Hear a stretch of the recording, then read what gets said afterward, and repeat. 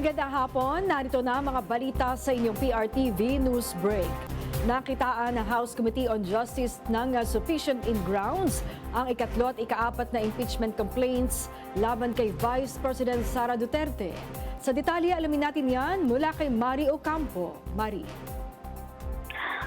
Kinumpirma nga ng House Committee on Justice na pasado sa sufficiency in grounds ang parehong ikatlo at ikaapat na impeachment complaint laban kay Vice President Sara Duterte na nagbubukas nga ng daan para sa formal na pagdinig sa mosyon ni Iloilo Representative Lawrence Defensor. Idineklara ng komite na ang ikatlong impeachment complaint ay may sapat na batayan para dinggin.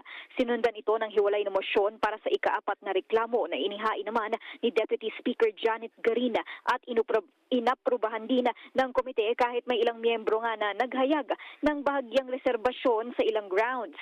Sa ilalim ng rules ng impeachment, ang pagtukoy sa sufficiency in grounds ay nangangahulugan na sapat ang aligasyon para umusad nga sa pagdinig kung saan ilalatag na ang mga ebidensya at testimonya ng magkabilang panig. Kasunod nito, itinakda na ng komite ang mga petsa ng hearing proper o predetermined nga na petsa raw ng hearing proper, kabilang na ang March 25, April 14, 22 at 29 kung saan sisimulan ang mas detalyadong pagbusisi sa mga paratang. Pinayagan din ng komite na ipagpatuloy ang pagdinig kahit naka-recess ang Kamara kasama ang pagpapatupad ng witness protection measures para sa mga testigo at complainants. Sa ngayon, formal nang nakapasok sa susunod na yugto ang impeachment process. At magsisilbi nga itong batayan sa pagdetermina ng probable cause laban sa Vice-Presidente. At yan muna ang ulat mula rito sa Kongreso. Ako si Mari Ocampo ng PRTV News, nagsaserbisyo para sa Pilipino. Maraming salamat sa iyo, Mari Ocampo. Sa ibang balita, hindi na nakalabas ng buhay ang dalawang persons with disabilities matapos matrap sa nasusunog na bahay sa Ormoc City sa Leyte. Alamin natin yan sa report ni Dunkirk Riquez.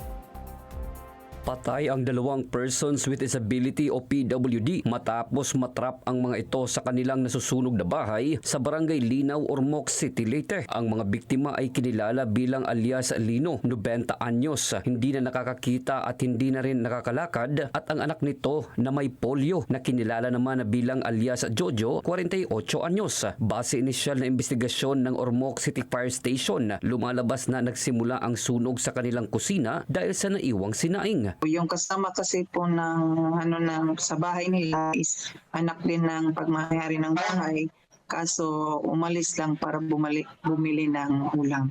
Sa ginawang clearing operations ay nakita ang mga labi ng biktima na nasa ilalim ng debris sa nasunog na bahay. Tinatayang nagkakahalaga naman ng mahigit 8,000 piso ang danyo sa naturang sunog dahil sa gawa sa light materials ang kanilang bahay. Mula sa Ormoc City, Dunkirk Riquez ng PRTV News, nagseserbisyo para sa Pilipino.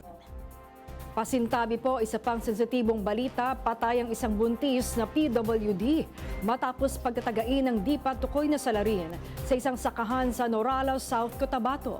Alamin natin yan sa report ni Noreen Igonia. Kalunos-lunos ang sinapit ng isang buntis matapos itong matagpo ang wala ng buhay sa damuhang bahagi ng Sitio El Cuda, Barangay Puti, Norala, South Cotabato, umaga nitong Sabado, Marso 14. Ang 34 anyos na biktimang si Marivic Capion ay isang person with disability o PWD at nasa kabuuanan na ng kanyang pagbubuntis. Sa investigasyon ng mga otoridad, nitong Biyernes, Marso 14, pumunta sa isang sakahan ang biktima upang maghanap ng mga dahon ng niyog na gagawing walis tingting na ititinda niya.